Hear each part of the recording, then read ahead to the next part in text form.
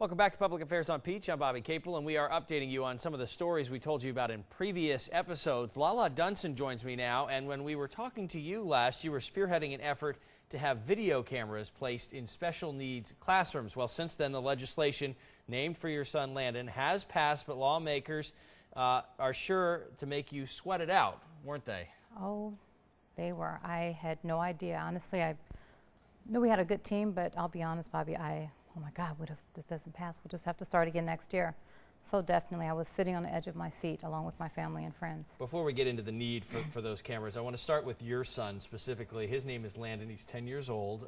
What caused you to start all this? He has cerebral palsy and autism. Is that correct? Yes, Landon started school in 2010, reluctant to put him in school.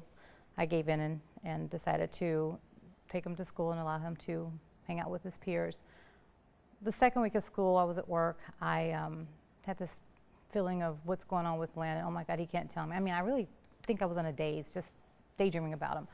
I popped in on lunch just to peek in on him, and I discovered that I couldn't see him. So I knocked on the door, and finally another child came to open the door, which I would not allow because these children have special needs. So finally the teacher came to the door and ran back to the back of the room, and I started knocking harder, like, it's me, I just want to peek in on Landon. Finally I got in, I saw Landon had an apron wrapped around his chest. Landon doesn't wear bibs, so I thought, okay, what is this? As I approached to hug him. And there's Landon right there. Yes, that's my baby. So when I went to hug him, I noticed he was a little heavier. So I said, what's going on? He had sandbags in an apron wrapped around his chest.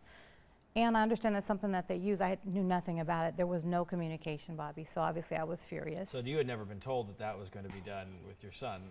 Absolutely not, Okay. but that did raise my eyebrow, and so then I would visit more often. Right, and then what happened? Each time I would, at this time I took him out of that school, put him in a different school, hoping that there would be a little more communication. The next school, I had issues with the teachers yelling and screaming. My older son, who actually attended the school he went to, stated that they heard screaming in the classroom. So I visit the school and ask, hey, is there a problem? Maybe I can help you. Because it's a hard job, opposed to being angry at them. Right. They were very rude. I won't go into details as to what they did say. I took him out of that school and put him in a different school. I continued on. I go to a different school, and now Landon has feces that has been left on him since 7 o'clock that morning till 12. I would just be at the school visiting or talking about his absences, and I just want to go in and peek in on him, Bobby, and I would then be told, oh, he's sleeping, you don't need to disturb him. I said, well, I'm just going to go and peek on him. I'd go in and peek on him. My son had no socks, no shoes. I then went in to put his socks and shoes on. The teacher, who was a substitute at the time, didn't even ask me who I was. As I'm walking in, the teachers are, oh, Ms. Dunson, you got to sign back in. It was almost as though they were trying to keep me from going in the classroom. That's when I discovered my son hadn't been changed in almost 5 hours, because I knew the pullets that I put on him. It goes on and on. I have been informed that Landon was able to run out of the classroom outside. Well, he didn't make it outside the school, thank God, but he could have gotten hit by a car. I mean. And you're talking about cuts on his faces, on his hands? The bruises on his face, yeah, he had bruises on his hands. They told me that it was a beanbag the first time. And I thought, well, you never know. The second time he came home with a scratch from here to here, which beanbag, really? So I started investigating even more. I went to the doctor to ask, because sometimes you want someone to tell you, oh, this could have been a beanbag. Mm-hmm. Went to investigate a little further, got the police involved. It took them 3 months, honestly, to investigate this issue, which I wasn't happy about, but they did. And again, there's no proof. Again, that started in 2010, here it is 2016. I've been fighting for parents that calls me that ask, hey, Lala, can you please talk to the teachers for me?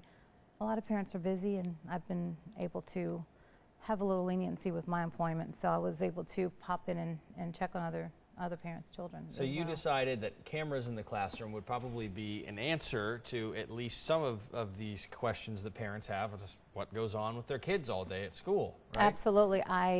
I figured, how will we know, how will we have proof that these children, these sweet children, and look at innocent this right children. Here. This is a shot, you know, I don't want to say what's happening, but you can see for yourself. Absolutely. I mean, I wondered for a long time, why is this just now happening? Am I the only parent that is experiencing this? And I find out that I'm not. There's so many other parents that have experienced this and are, some I parents. mean, seeing that is just unbelievable. And that's just, you know. And it's so sad because the school system, I do believe, need to do a little more.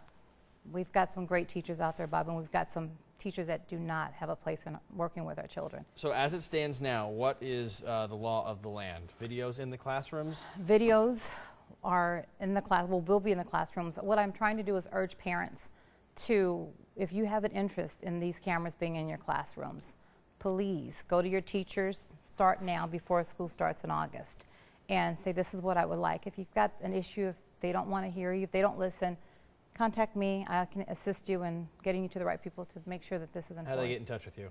My, You want to go to an email?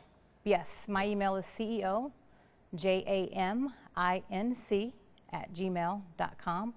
I'm also the CEO of the James and Mary Foundation, a center providing services for people with disabilities, and have been since 1998. So contact me there, and I can get you to the correct people to work with. Well, Lala, thanks so much for coming in and shedding light on this important issue that you've been working on and have seen success on now. Thank you so much. Thanks again. We'll be right back.